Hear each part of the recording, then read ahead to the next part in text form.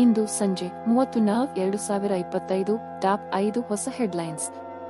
1. ಚಂಡಮಾರುತ ಡೆಟ್ವಾ ಪರಿಣಾಮ ಭಾರತದಿಂದ ಶ್ರೀಲಂಕಾಗೆ ಮಾನವೀಯ ನೆರವು ಕಳುಹಿಸಲಾಗಿದೆ.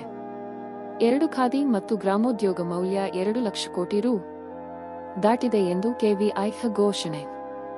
3. ಇಂಡಿಗೋ 320 ವಿಮಾನಗಳ ಎಲ್ಲ ಸಾಫ್ಟ್ವೇರ್ ಅಪ್ಗ್ರೇಡ್ ಕಾರ್ಯ ಪೂರ್ಣಗೊಂಡ ಮಾಹಿತಿ. 4. ರಾಷ್ಟ್ರೀಯ ನೀರು ಸಂರಕ್ಷಣೆ ಜಾಲ ವಾಟರ್ ಕನ್ಸರ್ವೇಷನ್ ಗ್ರಿಡ್ ಯೋಜನೆಗೆ ಸರ್ಕಾರದಿಂದ ಅನುಮೋದನೆ. 5. ಗ್ರೀನ್ ಮೊಬಿಲಿಟಿ ಇನ್ಸೆಂಟಿವ್ 2026 ಯೋಜನೆ ಘೋಷಣೆ, ದೇಶದಲ್ಲಿ ಬಸ್ ಮತ್ತು ಇವಿ ಚಾರ್ಜಿಂಗ್ ಕೇಂದ್ರಗಳ ವಿಸ್ತರಣೆ.